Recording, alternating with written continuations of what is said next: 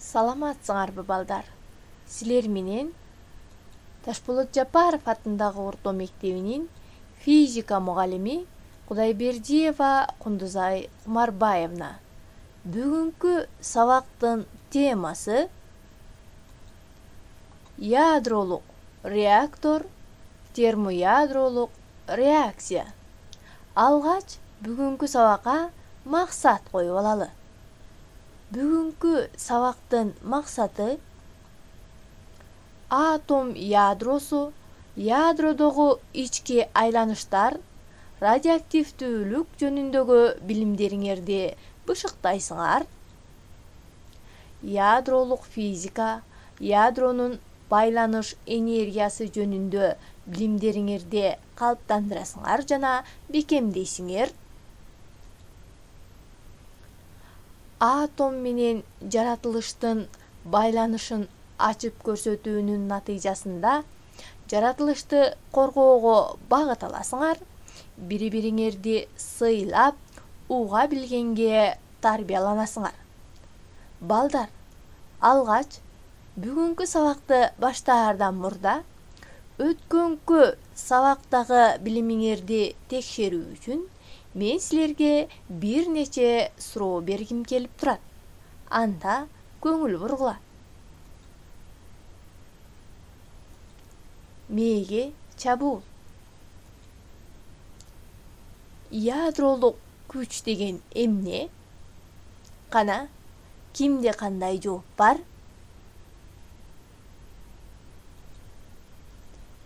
Ядродо протон менен нейтрондорду өз ара бириктирип, кармап турган жаратылышы өзгөчө күч бул ядролук күч.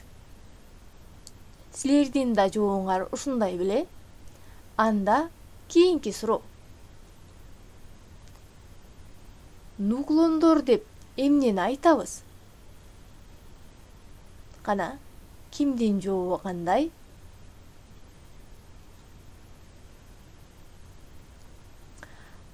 Атомдордун ядролору протон менен нейтрондордон гана турган, алар жалпысынан нуклондор деп аталат. Балдар, силердин да жообуңар ушундай беле? Анда кийинки суроого өтөбүз. Байланыш энергия деген эмне? Кимде кандай жооп бар? Анда эмесе жоопту карайбыз. Ядрону өз алдынча протондорго ажыратыш үчүн чоң энергия талап кылынат. Бул энергия байланыш энергиясы деп аталат. Кийинки суроого көңүл бөлөбүз. Ядролук реакция деп эмнени айтабыз?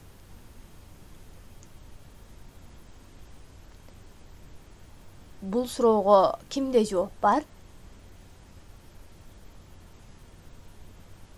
Анда эмесе жоопту карайбыз. Атом ядролорунун ар кандай бөлүкчөлөр менен же өз ара аракеттенүүлөрүнүн негизинде жасалма түрдө бири-бирине айлануулары ядролук реакциялар деп аталат. Кийинки суроо. Биринчи атомдук электр станциясы кайда курулган? Кана, кимде кандай жооп бар? Анда эмесе жоопко көңүл бурабыз. Дүйнө боюнча 5000 киловатт кубаттуулуктагы биринчи атом электр станциясы Россиянын Обнинск шаарына курулган. Балдар, эгерде бул суроолорду жооптор менен билбесеңер, дептериңерге жазып алсаңар болот. Анда эмесе сабакты баштайбыз. Ядролук реактор оор элементтердин ядролорун эркин нейтрондор менен бөлүнүүнүн башкарылуучу уланма реакциясы жүргүзүлүүчү түзүлүш болуп эсептелет. Аны төмөндө көрө аласыңар. Мынакей. Оор элементтердин ядролорун эркин нейтрондор менен бөлүнүүчү башкарылуучу уланма реакциясы жүргүзүүчү түзүлүш бул ядролук реактор деп аталат.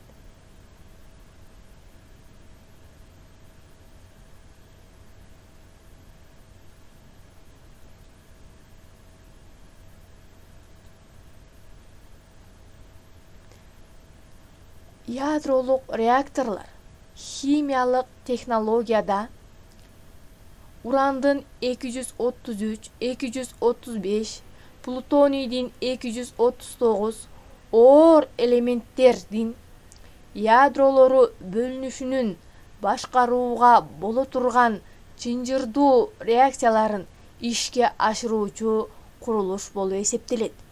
Биринчи ядролук реактор 1942-жылы Ферми башкаруусу алдында АКШда курулган. Ядролук реактор ядролук күйүүчү зат жана нейтрондор ядролук чынжырдуу реакциялар жүрүүчү ылдамдыкка чейин басаңдатуучу заттар. Алсак адатта суу, графит, оор суу камтыган активдүү зонадан жылуулук таратуучунун суу, органикалык суюктуктар, суюк металл же газдар айланышы натыйжасында бөлүнүп чыккан жылуулук энергиясын буруп кетүүнү камсыз кылуучу контур реакторду башкаруу системасы жумуш коопсуздугун жана үзгүлтүксүздүгүн камсыз кылуучу бир нече функциялык системадан турат. Ядролук реактор тикеден-тике химиялык реакцияларды жүргүзүшү да мүмкүн. Мындай реакторлор радиациялык химиялык технологияда гамма нурларынын же термиялык реакциялар жүргүзүүгө керектелүүчү жылуулук булагы катары кызмат кылат. Кубаттуу ядролук реактор узакка созулган нейтрондук нурдануучу трансуандык элементтерди алууда колдонулат. Мына ядролук реактордун ички түзүлүшүн көрүп турасыңар.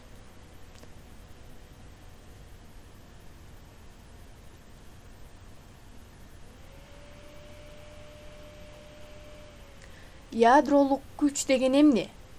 Ядродо протон менен нейтронду бириктирип кармап туруучу күч бул ядролук күч болуп эсептелет.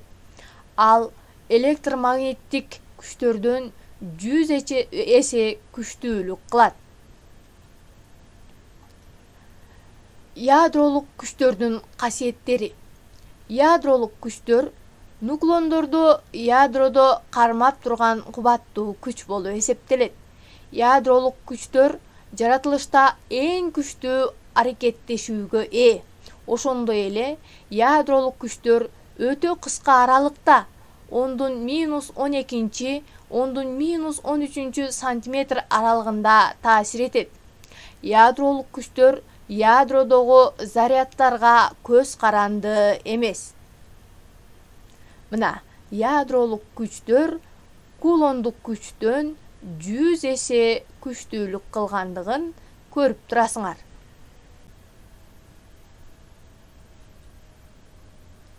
Ядролук физиканын негизги өнүгүү этаптары. Булар уран ядросунун бөлүнүшү, атомдун түзүлүшүнүн ядролук модели, ядролук уланма реакция, атом ядросунун жасалма айлануулары.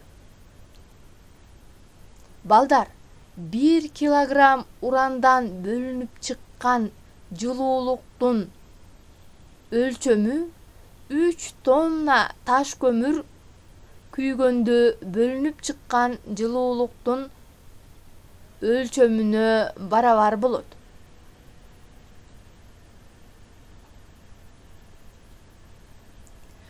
Термоядролук реакциялар жеңил атом ядролорунун өтө жогорку температурада оор ядролорго биригүү реакциялары энергиянын бөлүнүп чыгышы менен коштолот. Термоядролук реакциялар көп энергиянын бөлүнүшүнө байланыштуу астрофизикада, ядролук жана колдонмо физикада өтө маанилүү орунду ээлейт. Термоядролук реакциялар жеңил ядролордун синтезделиши реакциянын негизги түрүнүн бири болуп эсептелет. Эки ядронун биригиши үчүн, мисалга алсак, эки дейтерийдин ядролору кошулуп гелийдин ядросуна айланышы үчүн аларга потенциал тосмодон өтө ала тургандай энергия берүү зарыл болот. Ушул шартта дейтерийдин ядролору кулондун түртүлүү күчүн жеңип, ядролук күч аракет эткен аралыкка жакындашат. Кагылышкан ядролор өтө чоң энергияга ээ болушу зарыл. Ал энергия тездеткичтерде, жылдыздардын түпкүрүндө, атомдук жарылууда же күчтүү газ разряддарда алынат. Аны төмөнкү реакцияда байкай алсаңар болот. Мынакей. Көрдүңөрбү балдар? Баары даана так көрүнүп турат.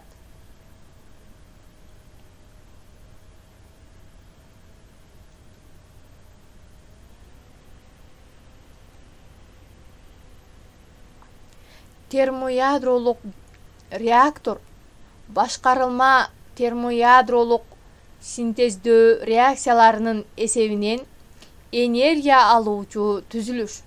1980-жылы иштелип чыккан. Термоядролук реактордун эки тиби бар. Биринчи тибинде сырткы булактан термоядролук реакцияны тутантууга гана берилүүчү энергия зарыл болгон термоядролук реактор кирет.